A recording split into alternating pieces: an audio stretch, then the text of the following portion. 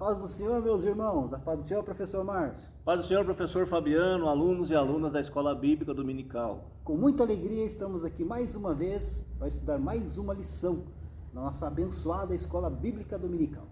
Mas antes de entrar na nossa lição, meu professor amado Márcio Antônio, meu mestre, quero mandar um abraço lá para o nosso irmão querido, o irmão Gilmar, que ele é superintendente, né, da Escola Bíblica Dominical da congregação do Itatiaia, aqui na Regional SIC, em Curitiba. O Márcio aqui esteve lá ministrando, né, no congresso da Escola Bíblica Dominical. O Gilmar, a irmã Cleusa também nos presenteou com essa linda camiseta da Escola Bíblica Dominical. Um abraço, irmão Gilmar, que continue nessa força aí, lutando pela Escola Bíblica Dominical, que é uma bênção aí no Itatiaia, né, professor Márcio? Professor também, irmão Gilmar, né? Com certeza. É uma bênção, sim. Deus abençoe mesmo. São os soldados aí na luta pela EBD. Exatamente. Tem um esquadrão grande aqui na nossa Regional SIC, né, que luta pela Escola Bíblica Dominical. E o pastor Enoque, né? Pastor Enoque. Pastor Enoque também. Pastor Enoque, bênção de Deus. Amo o ensino da palavra de Deus. Que bênção. Um abraço nossos irmãos aí, continuem firmes aí nessa luta aí, lutando pela Escola Bíblica Dominical. Hoje vamos estudar aí mais uma lição desse terceiro trimestre de 2022, professor Márcio, onde estamos estudando aí o tema os ataques contra a Igreja de Cristo, as sutilezas de Satanás nestes dias que antecedem a volta de Jesus Cristo, né? Vimos muito a respeito do significado de sutileza na lição passada, né, professor Márcio? Verdade. A forma como o inimigo aí tem as estratégias do inimigo contra a igreja, né? Abrimos o trimestre vendo, né, que mudou os tempos, mas o ataque continua. Teve algumas mudanças de estratégia, mas o inimigo é o mesmo. É o mesmo. E tem o mesmo que atacou o primeiro casal lá no Éden, está atacando até hoje. Com certeza. Só mudou a forma do ataque, né? Só mudou a forma, é verdade. E essa lição desse trimestre... A fúria dele é a mesma. Com certeza. Se tiver mais aí, né? Porque ele sabe que o final dos tempos está chegando, o tempo dele aqui está se esgotando, então ele está cada dia mais furioso. É verdade. E atacando a igreja do Senhor. E esse trimestre, esse é o tema que nós estamos estudando, sobre essa sutileza desses ataques de Satanás contra a igreja do Senhor, né? E hoje, meus amados irmãos, a lição do número 2, nós vamos estudar a respeito da sutileza da banalização da graça. Lição 2, a sutileza da banalização da graça. A palavra banalizar, professor Márcio, significa aí fazer com que fique comum, né? Com que perca o valor, com que perca a importância. Então, uma das formas que o inimigo tem atacado a igreja é fazer com que o crente não dê valor à graça divina. Não dê valor aí ao Evangelho de Cristo, ao sacrifício de Jesus na cruz do Calvário. Infelizmente, né, professor Márcio? É verdade. E também é uma maneira dele facilitar, dizer que a graça ela vai te alcançar de qualquer jeito. Exatamente, está banalizando. Né? Não se preocupa não, que a graça vai te alcançar, a graça vai te abraçar. E não é bem assim. Está né? barateando a graça. Exatamente, essa é a palavra. Está barateando a graça divina. Uma graça aí, meus irmãos, que quem se aprofunda no estudo da graça divina, vê que com grande bênção nós fomos aí alcançados. Sim, é verdade. Nós não somos merecedores de nada. Fomos nós que pecamos, fomos nós que fomos desobedientes e somos desobedientes a Deus. Mas Deus continua aí com a sua graça divina, estendendo para toda a humanidade, em todas as eras, em todos os tempos, em todos os locais da terra, né, professor? É verdade. Lembrando que a graça, nós vamos falar sobre isso, mas é um favor de Deus para nós. Não merecíamos, como o professor Fabiano já falou. O texto áureo da nossa lição se encontra na carta de Paulo aos Efésios, capítulo 2, versículo 8, que diz assim: porque pela graça sois salvos, por meio da fé, e isso não vem de vós, é dom de Deus. Pela graça sois salvos. O apóstolo Paulo, também conhecido como apóstolo da graça, né? Sim. Foi em suas cartas, ele destacou muito a respeito da graça divina, da graça de Deus, né? Ele enfatizou bastante sobre esse assunto nas suas cartas, né? Ele foi alcançado por essa graça, ele aceitou a graça, né? Quando ele está indo para o caminho de Damasco, que Cristo encontra com ele ali, naquele momento ele aceitou a graça.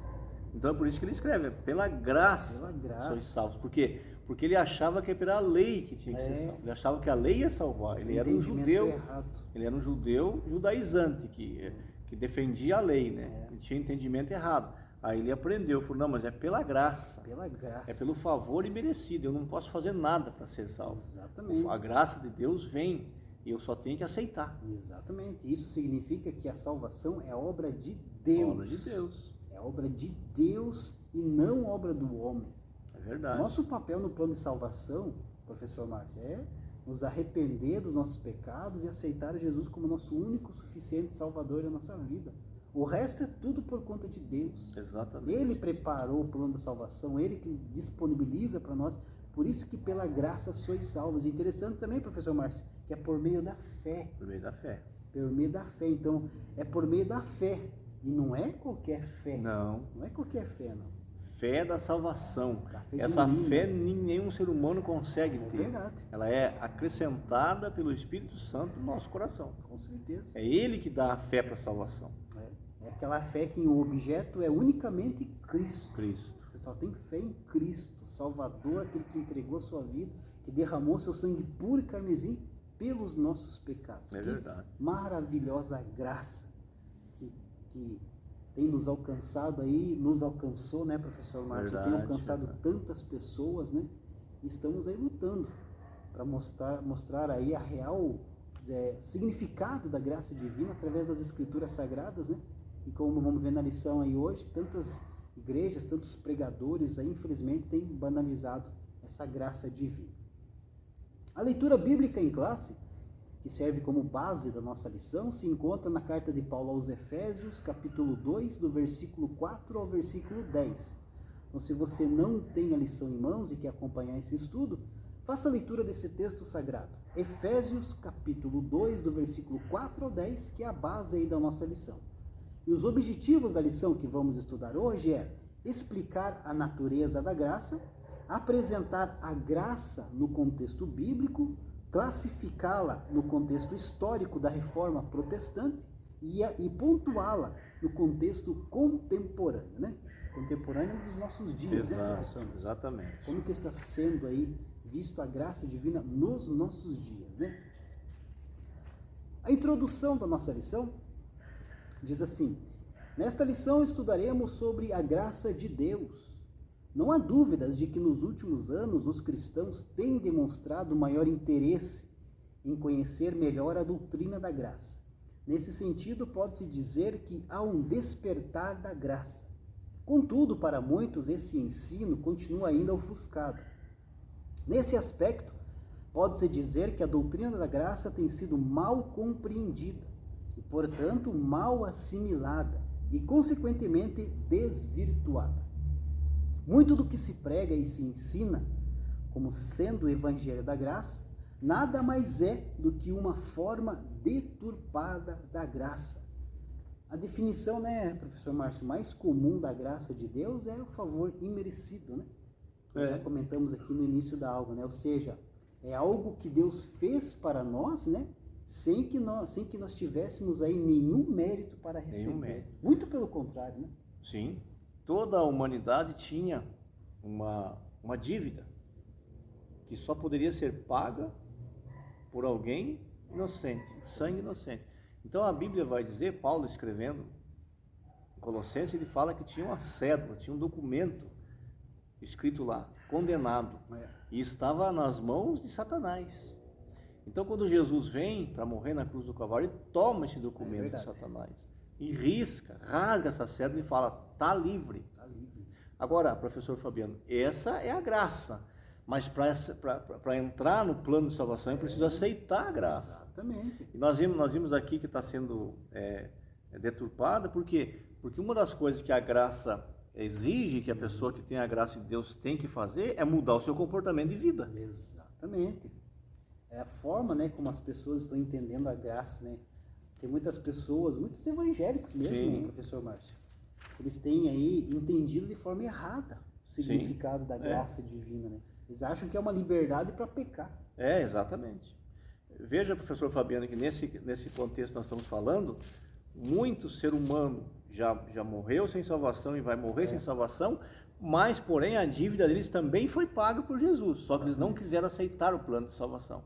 Mas Jesus tirou o documento, nenhum ser humano deve nada para Satanás. Com certeza. Mas precisa aceitar a graça de Cristo. Precisa aceitar a salvação. E essa é a nossa parte do plano da salvação. Nossa parte. Interessante, professor Márcio, que esses evangélicos, né, que usam a graça para cometer vários pecados, tem até um versículo base, né? Sim, Romanos 6:14, que diz assim, ó, porque o pecado não terá domínio sobre vós, pois não estáis debaixo da lei, mas debaixo da graça. Aí eles falam, né, debaixo da lei, então tudo que a lei falava eu não preciso cumprir, eu já estou debaixo da graça, então estou debaixo da graça, eu posso fazer o que eu quiser. Então é a forma errada como os crentes têm visto, infelizmente. Sim, né? errada. Isso aí é a banalização da graça. Com certeza, e é isso que o inimigo está fazendo. O que a graça faz? A graça faz a gente ter uma vida moderada, uma vida diferente, uma vida pautada na palavra de Deus. Ou seja, uma vida com Cristo. É Cristo em mim. Exatamente. É a palavra de Cristo em mim. Jesus falou, se a minha palavra estiver em vós, eu também vou estar. Então essa é a graça. Essa é a graça de Deus. A graça não é uma autorização para pecar. É verdade. Né? Também outro que é usado, professor Fabiano, quando Paulo diz aonde abundou o pecado, superabundou a graça. Então, então tem que pecar mais para a graça ser maior. Não, porque no próprio texto Paulo fala assim, por isso nós vamos pecar? Claro que não, né? Verdade. Interessante que aqui no começo da introdução, ali na terceira linha diz, né, que não há dúvidas e que nos últimos anos os cristãos têm demonstrado maior interesse. Realmente, sim, com a era da internet, né, a era da modernidade, aí, o acesso a informações está muito mais fácil. É verdade. Então esse interesse dos cristãos em procurar mais sobre definições da graça, então eles têm acesso a infinidades de ensinos, né? Mas um dos problemas está aí, professor Márcio. Nessa infinidade de ensinos que acaba encontrando na internet, às vezes, nem todo ensino é eficaz e está conforme a palavra de Deus. Exatamente. Acaba ali se alimentando em várias fontes, né? Aí a cabeça começa a ficar confusa e a pessoa já não sabe mais o que fazer. Uma das regras principais da Bíblia Sagrada é que a Bíblia interpreta a Bíblia. E a segunda regra é que não tem texto se não tiver contexto. É o que as pessoas pegam, é um texto isolado, que lhes satisfaz, o que eles querem, e querem que aquele texto sirva de base para as coisas que estão fazendo. Exatamente. Mas não, por exemplo, a graça, né? Nós estamos falando. Nós não fomos alcançados por esse favor para continuar em pecado. E senão não precisava, continuava lá, já estava no pecado. Tá? A graça nos alcançou para nos livrar do inferno, para nos livrar da condenação. Já está, quando Adão desobedeceu, nós já ficamos condenados. O que Paulo escreve? Todos pecaram e destituídos foram da glória de Deus. Então todo ser humano foi destituído. Então precisava que Cristo viesse, derramasse seu sangue para fazer novamente essa religação, né?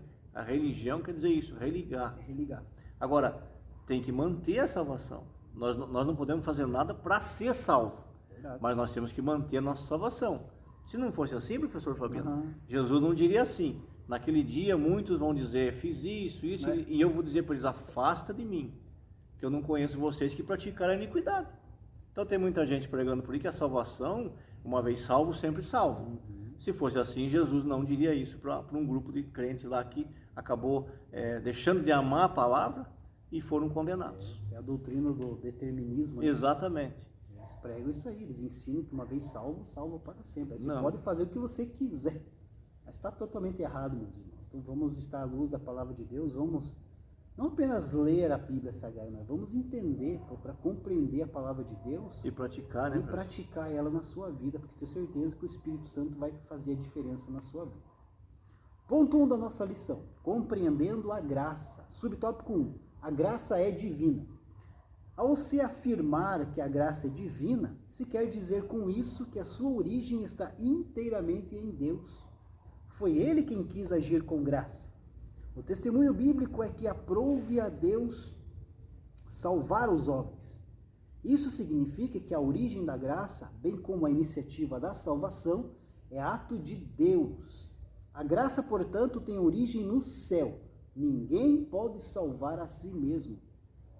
Como o professor Márcio já destacou aqui, né? O homem, né, quando caiu lá no pecado, ele perdeu a sua comunhão com Deus. E a partir desse momento ele passou a ser dominado pelo pecado, né, professor? Então ele não tinha mais contato com Deus. Ele não era mais capaz ali de recuperar essa comunhão através dos seus esforços. Não. Aí que Deus teve que entrar em ação, disponibilizando esse plano da salvação maravilhoso e a graça de Deus entregando o seu próprio Filho na cruz para morrer em nosso lugar, né, professor? Exato, exatamente. Aqui na sequência ainda aqui da nossa lição, né, como nós sabemos que foi Deus que deu o primeiro passo, né, professor? Sim.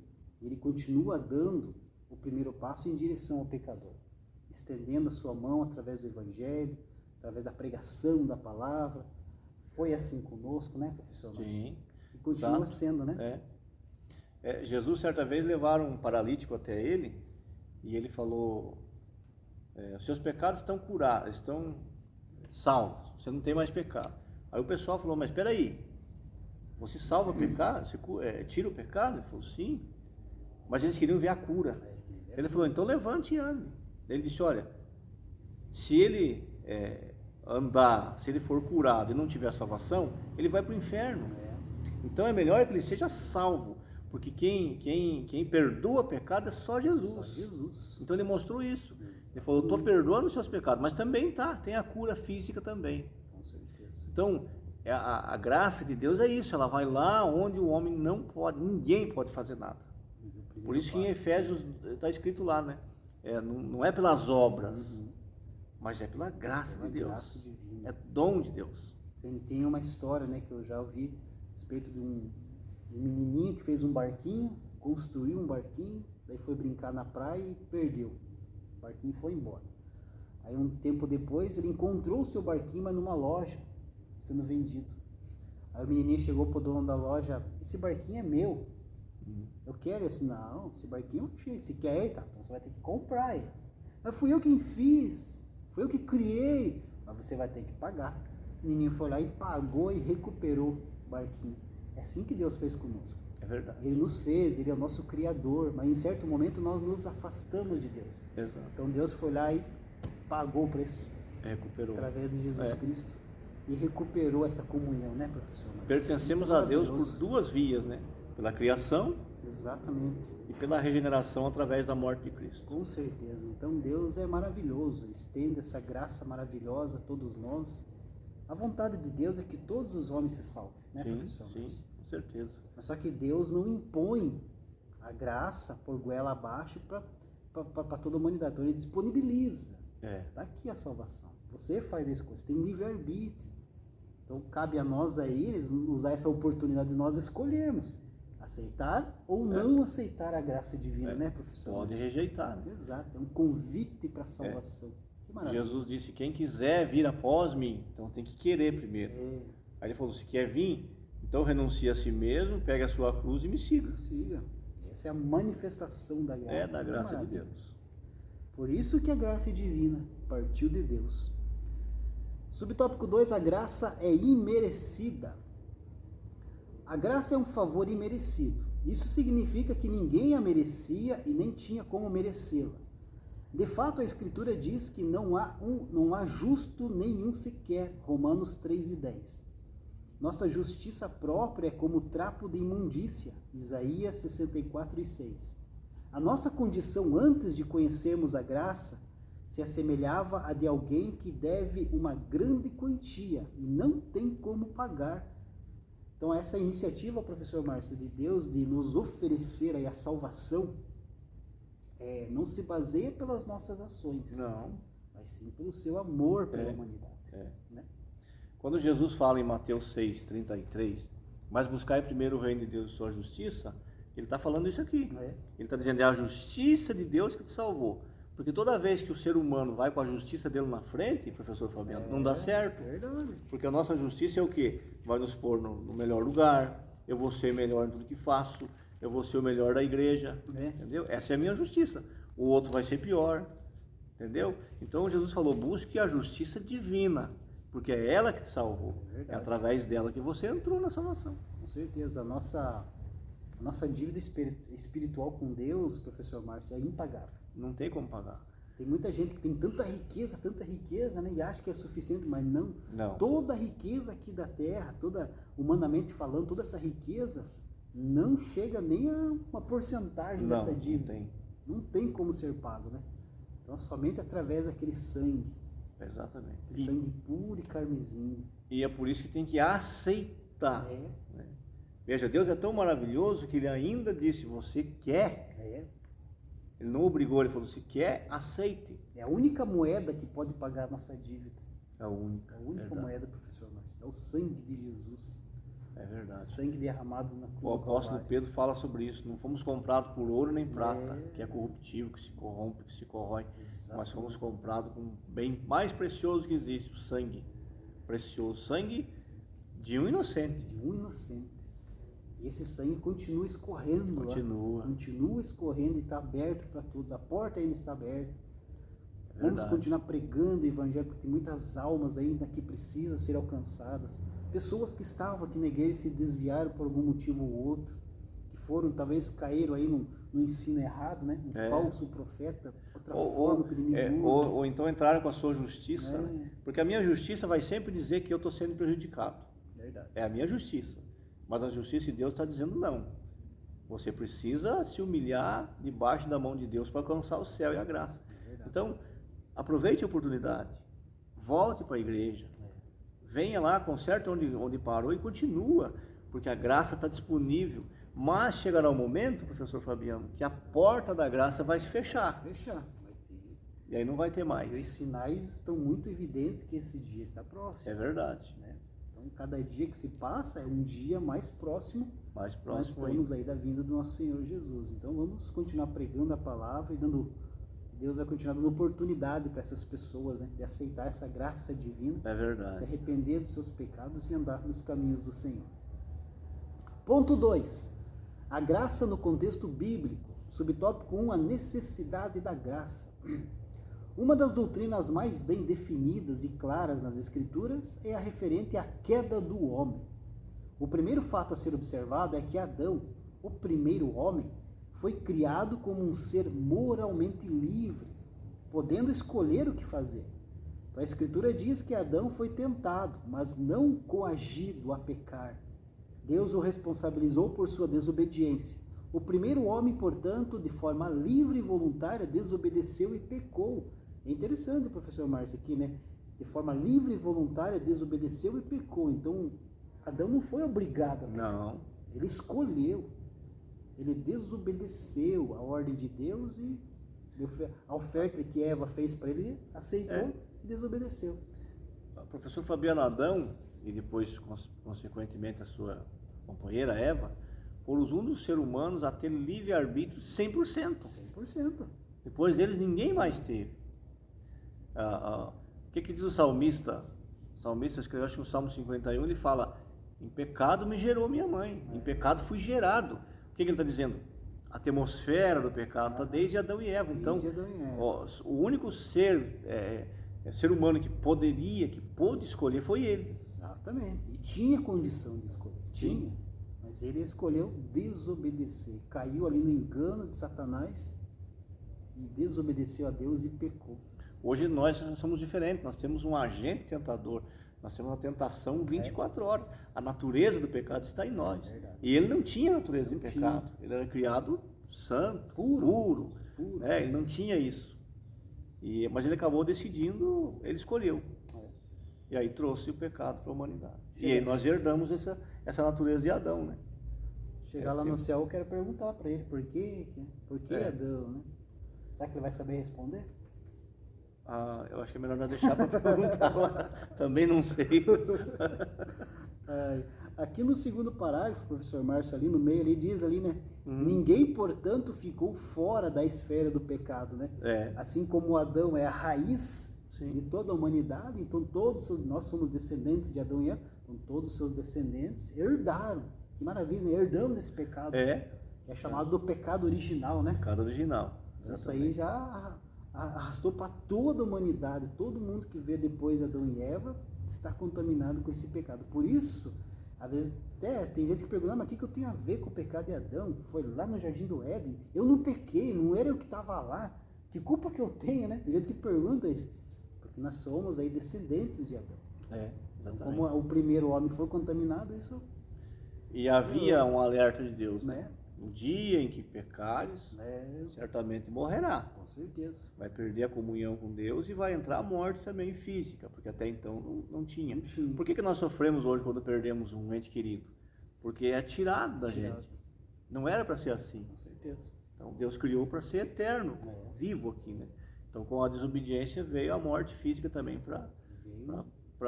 é o salário do pecado. Veio um pacote junto, né? Sim. Tem esses lanches aí, né, que vendem os combos, né? Exato. Veio o combo. Aí junto com a desobediência de Adão veio o combo do pecado. E veio aí os flagelos, as doenças, a morte, tudo. A desgraça, sofrimento, tudo. Veja, a natureza se virou contra o homem. Veja, professor Fabiano, que é tão sério que não tinha. A Bíblia diz que a terra não produzia espinho. Depois do pecado, quando eles foram expulsos do paraíso, certamente Adão pisou no espinho e disse: que negócio esse não tinha? Então, o pecado ele mexeu com tudo, com a natureza, com o ser humano, com tudo, ele mudou tudo.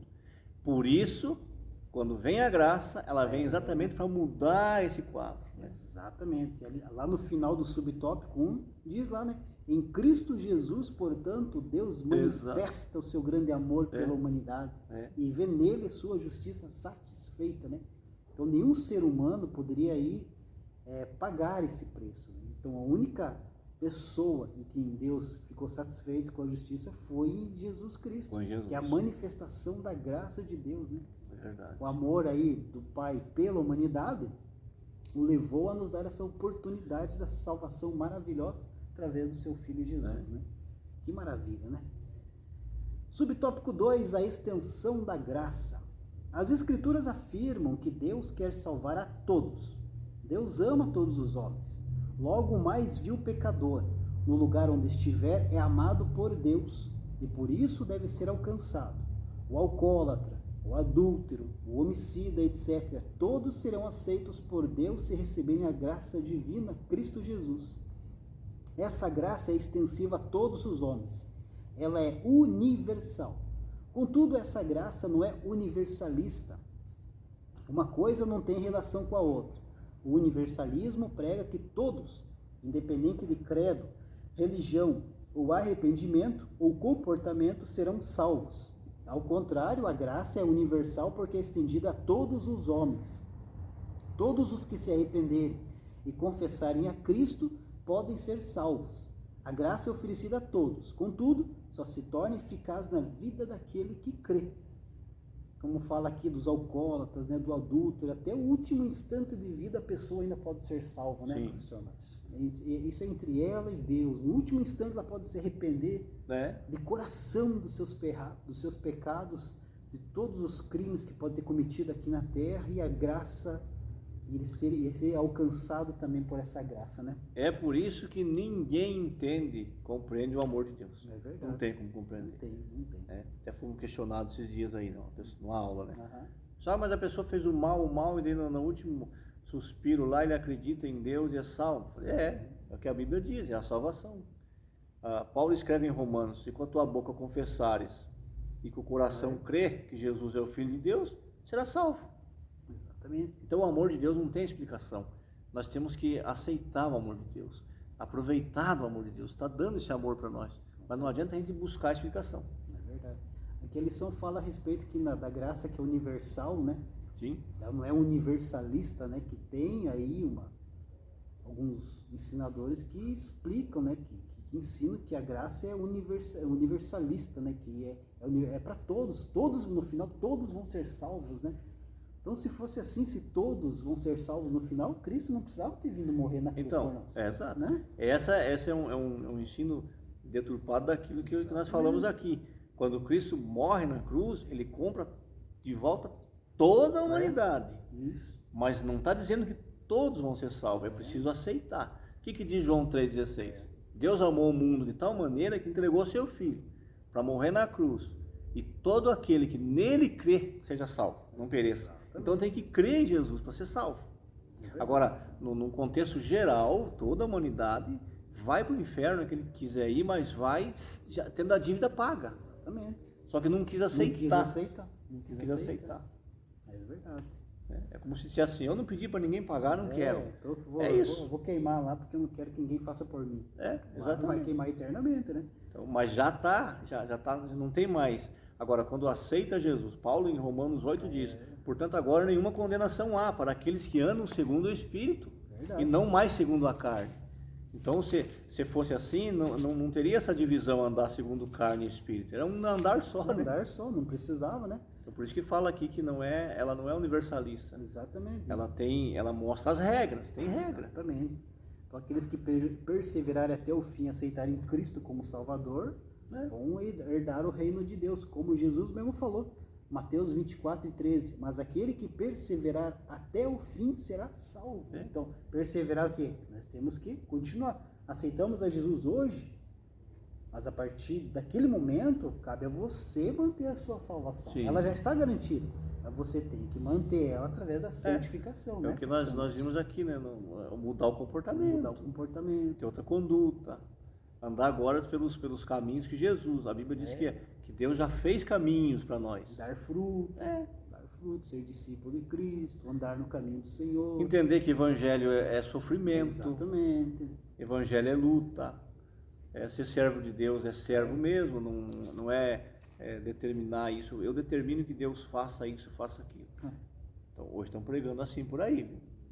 Não, negativo. Colocando Deus contra a parede. A vontade que prevaleça a vontade dele. É verdade. Isso é tudo a graça de Deus na nossa vida. É verdade. Ponto 3 da nossa lição, a graça no contexto da reforma. Subtópico 1, a corrupção da doutrina da graça. O contexto da reforma protestante do século XVI é muito diversificado. Contudo, é possível identificar alguns fatores que contribuíram para o surgimento da reforma.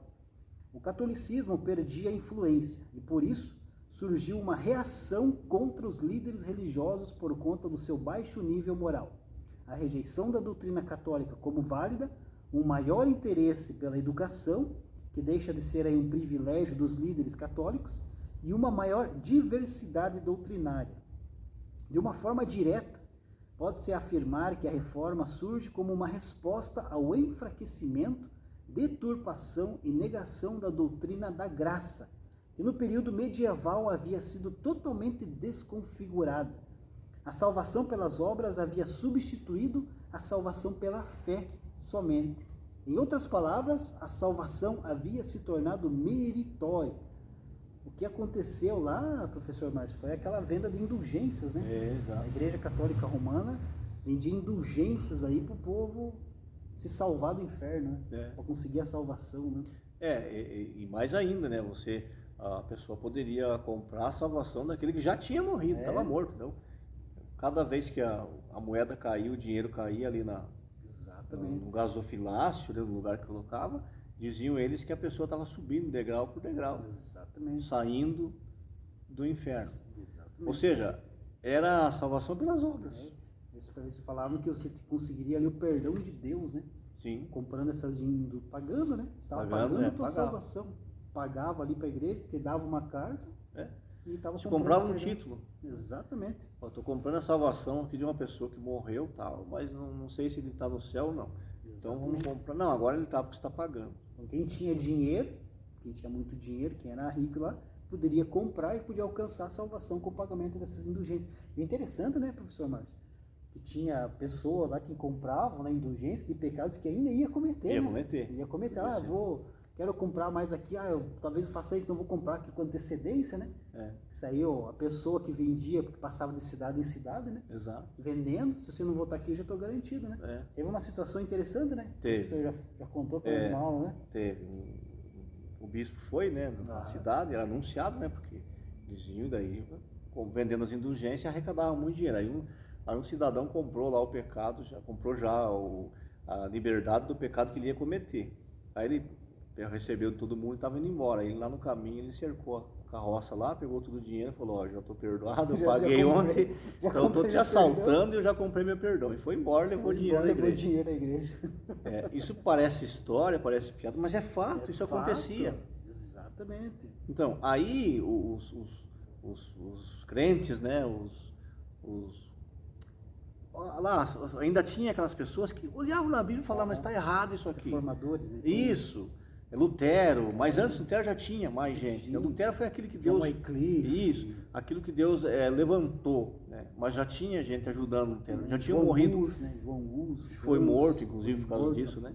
Aí eles começavam a olhar lá em Romanos, começavam a olhar na Bíblia e falavam, mas está errado isso aqui. Aqui diz que a salvação não é mérito nosso, e aqui nós estamos dizendo que eles diziam que era por mérito. E aí eles começaram a fazer a reforma. Por isso veio a reforma protestante. Acabou se fundando, né? Exatamente, porque tiraram queriam mudar a doutrina da graça. A supremacia que o Papa, né? Ainda tem, na verdade, né? Sim. Ia contra os ensinos que colocava ali, os ensinos da igreja acima de tudo, né? Quase até que acima de Deus, né? Então, por causa disso tudo, aí acabou. E aí veio os dogmas que ninguém podia ir contra um dogma da igreja. Mas Deus levantou os remanescentes. A palavra que eu queria era essa. Isso aí. E Deus hoje também está levantando, nessa época, os remanescentes, que não estão concordando com o que está sendo pregado por aí. Estamos aqui, né? Estamos na reforma.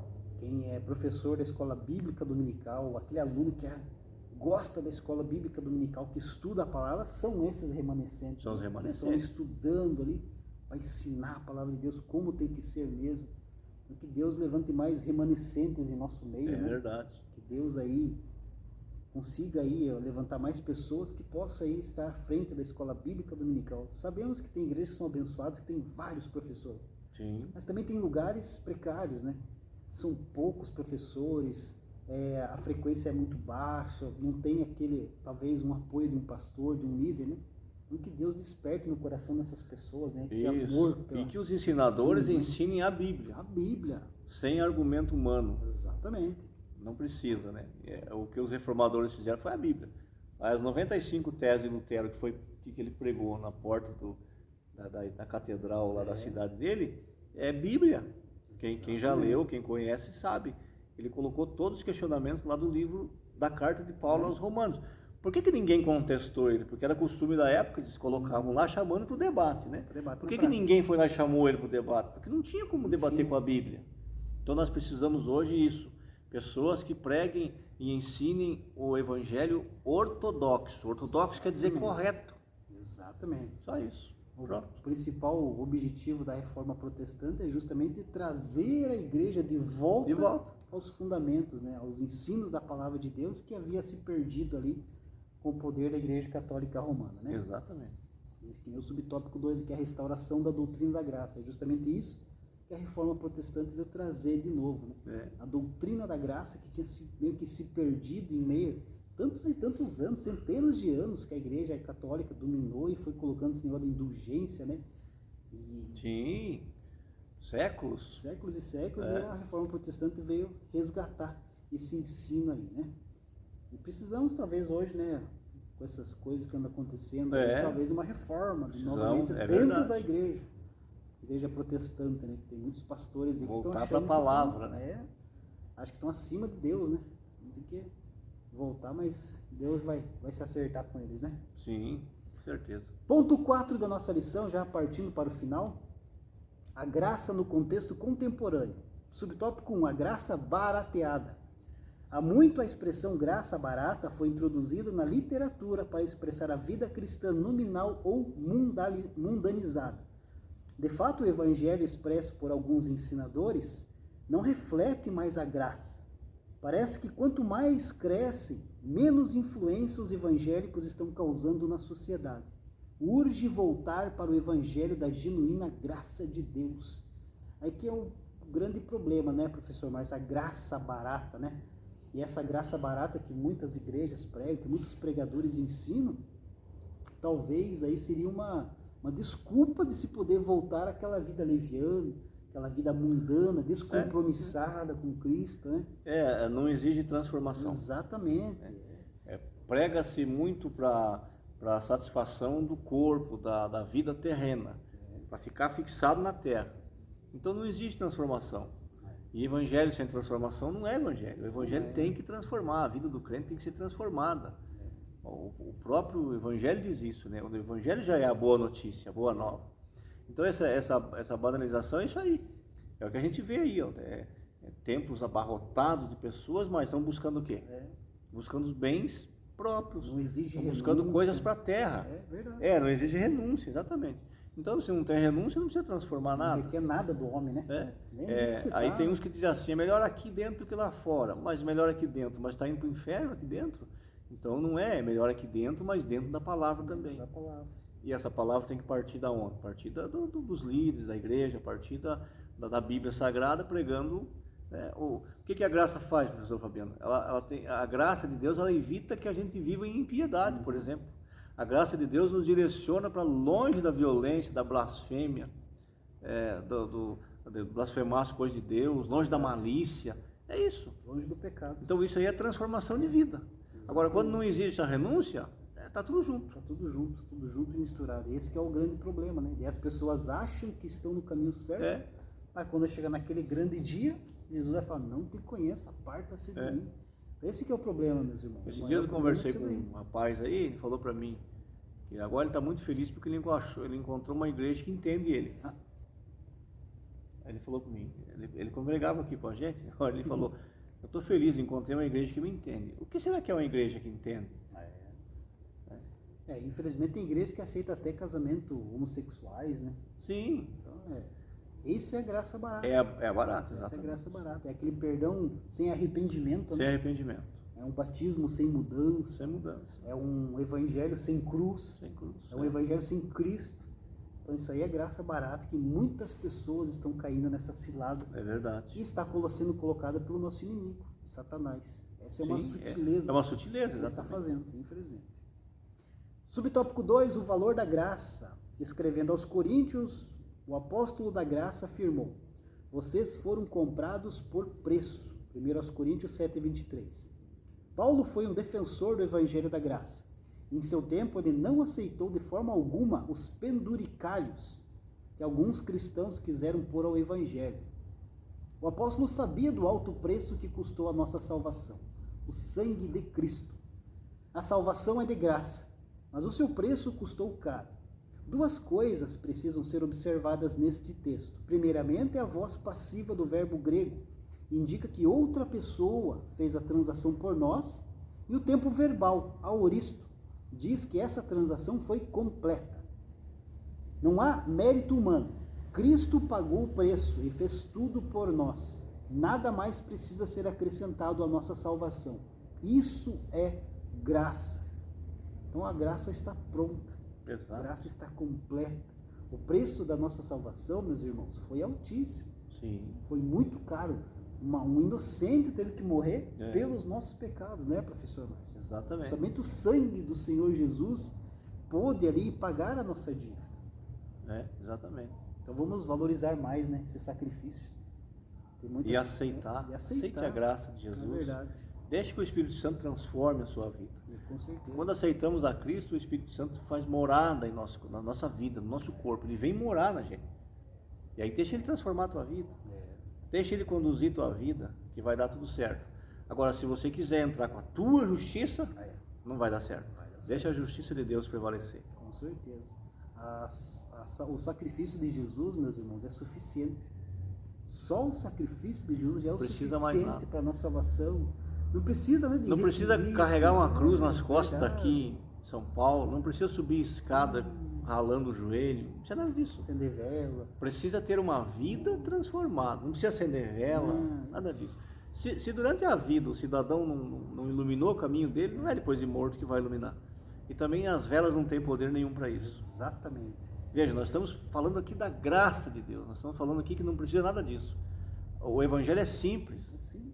Aquele que confessar Jesus como Salvador e entrar no caminho certo, deixando que o Espírito Santo transforme a sua vida, será salvo. Vai ser alcançado. Vai ser salvo. Alcançado.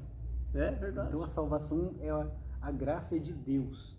Tudo está pronto através da fé. Através da fé você alcança e ponto, não precisa mais nada. Já está tudo pronto, então nada pode ser acrescentado aí a essa verdade espiritual. Já está tudo prontinho. Não faça sacrifício de tolo, Deus não aceita. Verdade. Tem gente fazendo sacrifício de tolo aí. Querendo dar uma forcinha para Deus. Exatamente. Vou dar uma forcinha para Deus. Que era o que Paulo combatia, né? Os judaizantes iam lá, mas tem que ter a circuncisão, senão não vai ser salvo.